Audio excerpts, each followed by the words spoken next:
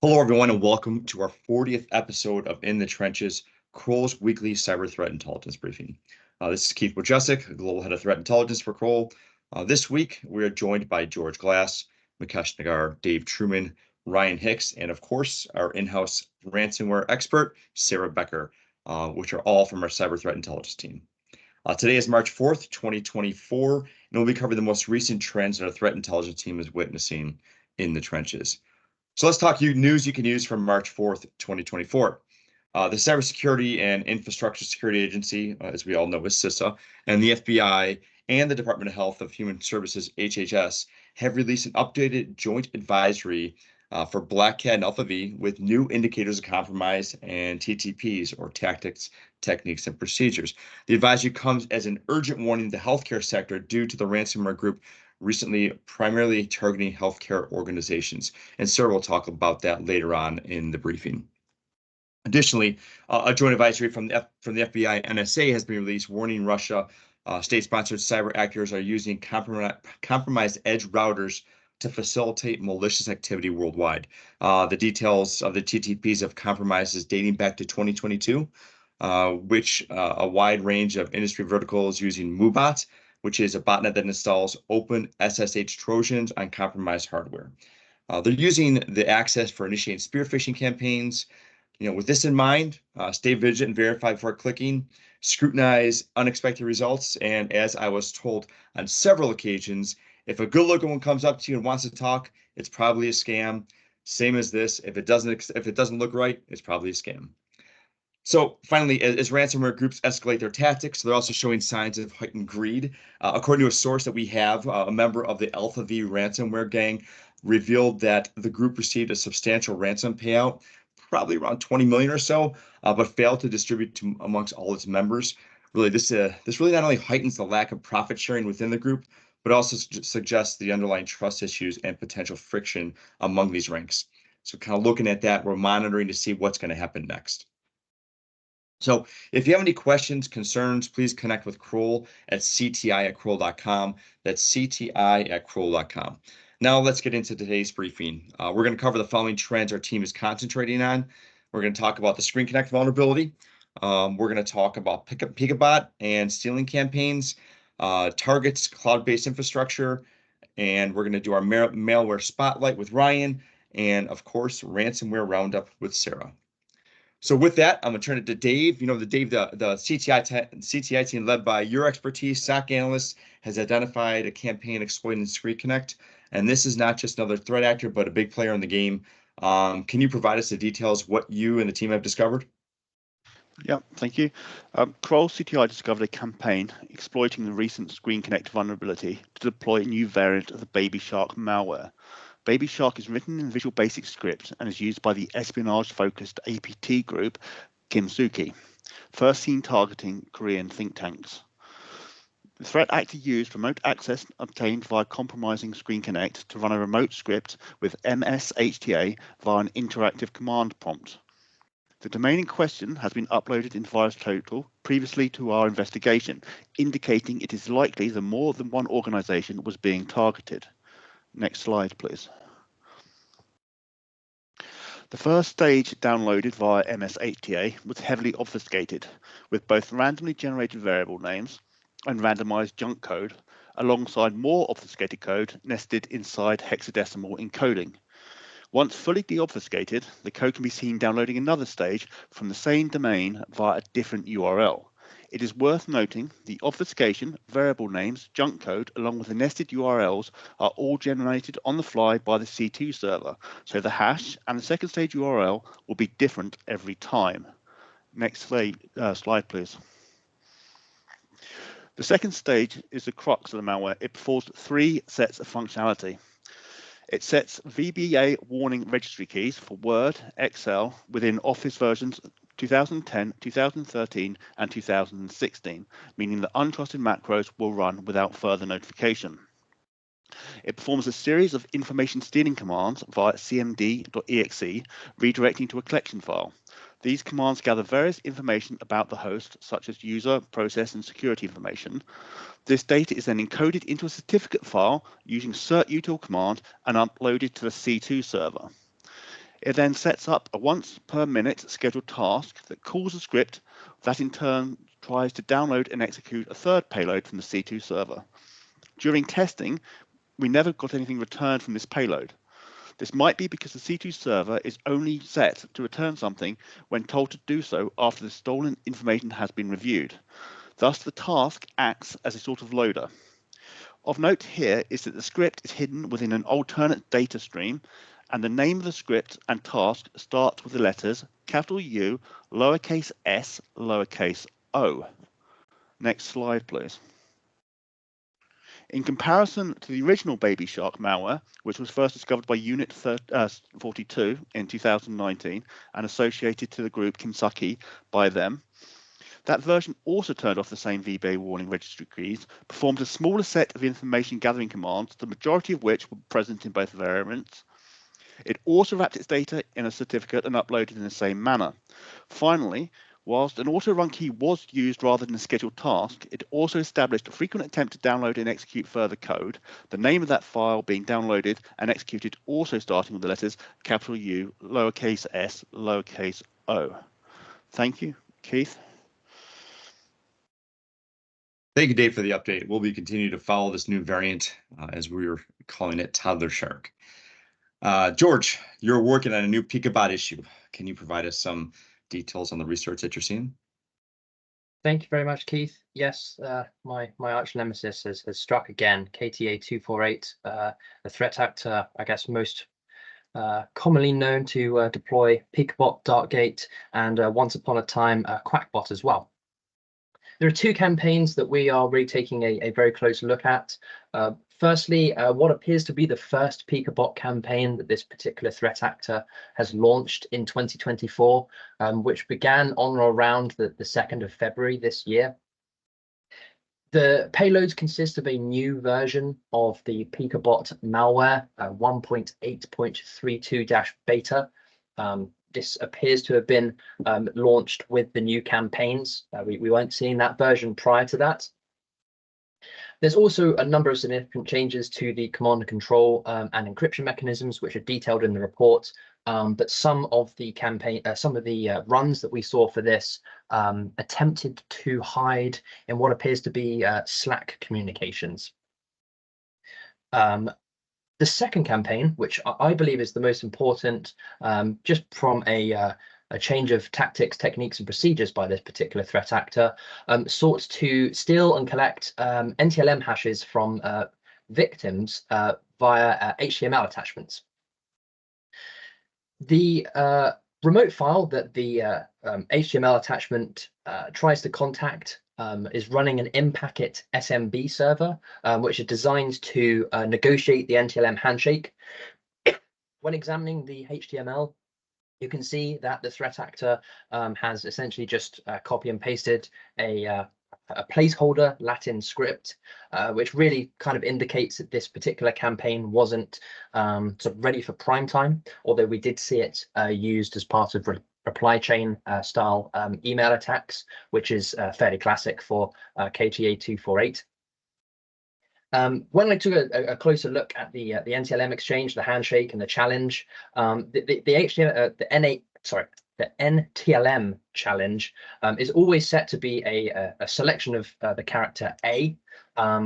We believe that this is due to the threat actor wanting to crack the hashes with something like hashcat after the fact, and that would make the process significantly quicker if they knew what the challenge was every single time. Other aspects of that NTLM handshake, random computer name every time, random username, and so on and so on. That all points to in-packet SMB server being used on the command and control end. We still don't know what KTA 248 is intending to do with these stolen NTLM hashes. We've been seeing a lot of campaigns designed to exploit vulnerabilities to steal NTLM hashes in the last few weeks or so, certainly Q1 of this year. That's been sort of a tactic of choice. Whether they are going to use those for further intrusions as part of pass the hash campaigns, or use them as part of credential stuffing or password spraying attacks further down the line, That still remains to be seen, but we'll be keeping a very close eye on it. And with that, hand it back to you, Keith. Thank you very much. Thanks, George, for providing the overview. I really do appreciate that. Mikesh, we're going to talk about another AP2 group that is active in the Kroll research. Can you provide us an update on Cozy Bear and the recent activity? So thank you. Hi, everyone. So, as organizations have been moving away from the traditional of hosting on infrastructure on their premises to a more cloud-based solution, we sort of observed Cozy Bear, or as we internally refer to them as KTA 0141, taking a strategic shift in its tactics, moving beyond the exploitation of on-premise devices and vulnerabilities to a more direct targeting of cloud-based solutions. This further highlights the group's responsiveness to adapt to the dynamically changing technology landscape. So what we've seen over the past several months or through the course of the year is the actor has demonstrated a huge evolution in its tactics, techniques, and procedures. Specifically, the groups refined its focus on compromising privileged service accounts, employing sophisticated brute force techniques, as well as password spraying techniques. The threat actors also improved on their persistence and adaptive nature through the use of targeting dormant accounts, even after password resets have taken place. Looking into the activities by KTA 0141, I've identified the group leverages multiple techniques such as brute forcing passwords, as well as password spraying and MFA borrowing to gain initial access. The group's focus on cloud services also aligns with the trend of moving everything over to cloud-based, lowering costs for organizations and making it a lot more affordable in both space as well as services running for the organizations. This is more of a call to action for organizations, ensuring that they enhance their security measures in response to these evolving threat landscapes, as well as ensuring that any use of token-based authentications, whether this be for API requests, applications, that they ensure that roles for these tokens are restricted to what the application is only required to do and not have an over-privileged role for that application in the event of a compromise. Back over to you, Keith. Thank you very much, Mikesh. Appreciate that. Now we're going to go over to our Malware Chronicles, Malware Spotlight with Ryan Hicks. Ryan? Thanks, Keith. Hi, everyone. So this we're looking at NETSUPPORT. So firstly, kind of looking at the sectors targeted, really similar to some of our previous ones. Really, this is quite a widespread seen malware, mainly due to the fact that the initial access is really waiting for victims to browse and click somewhere that will download a payload. So really, it's just sort of sat there waiting, like other sort of malware that we've seen before, such as some of the info stealers. So NETSUPPORT itself is a legitimate piece of software used for remote access. However, as with similar tooling, threat actors often use it as a remote access tool to perform hands-on activity and deploy further payloads. And because NETSUPPORT is a legitimate piece of software, really our spotlight is highlighting that kind of contextual activity surrounding its deployment. So initial access, as I mentioned, it's really often following victim interaction with either compromised websites or fake update pages. And these are part of campaigns involving the likes of SockGolish, Fake SG, among other malware families of a similar nature. And we've seen the following attack chains listed there: deploying NETSUPPORT, so zip files containing JavaScript files, which in turn download NETSUPPORT. We've seen ISO files containing both fake software and NETSUPPORT. And that was executed with PowerShell. And then lastly, .url files downloading .hdas and then executing PowerShell, which then again downloading NETSUPPORT. And then in the weekly report itself, I've gone into a bit more detail on each of those, so do have a look at that for more information. And then following the download of the NETSUPPORT DLLs and dependencies, they're typically decoded and stored to disk in a zip file, where that same PowerShell is used to decompress and execute the NETSUPPORT binary, which is client32.exe. So for persistence then, so NETSUPPORT itself doesn't really perform persistence actions as such. However, the PowerShell processes that typically launches it have been observed adding the NETSUPPORT binary to the registry run key, to a registry run key. And then for command and control, once kind of NETSUPPORT is set up, it will look to establish command and control with hard-coded servers, and that's found in a configuration file, a client32.ini file. And then once running, threat actor really would have remote access to the impacted system, as would be the case for kind of legitimate use of the tool, allowing for kind of various tasks such as remote code execution, file folder browsing, and transferring of data or system monitoring. And then really from this connection, the threat actor can use NETSUPPORT for their objectives, really, which could be gathering credentials, exfiltrating data, or potentially deploying additional tooling and potentially ransomware at that. And then just lastly, we just mentioned or listed there just a few kind of detections and or potential detections and hunting ideas really surrounding NETSUPPORT. So the firstly is JavaScript connecting to external IPs, HJ files spawning PowerShell processes, PowerShell process connected to external domains, and then lastly, client32.exe binary with the NETSUPPORT limited as publisher. So all those could just kind of ideas, again, a lot of those just for identifying suspicious activity, which would need further investigation. So yeah, just to give a few ideas for hunting around that kind of activity for NETSUPPORT. And with that, I'll hand back to you, Keith. Thank you. Ryan, thanks so much for the insightful review of NETSUPPORT. Do appreciate it. Now over to our ransomware expert, Sarah Becker. Sarah, there's all kinds of things going on with ransomware. Every day you see ups and downs, and I know just recently Alpha V and everyone they're claiming this attack on healthcare. They just posted a bunch of data on the 3rd about a multiple 4 terabytes of data on healthcare and healthcare companies. So what are you seeing? Tell me what you're seeing there in the trenches, looking at some of the stuff that we're talking about a lot in the news today.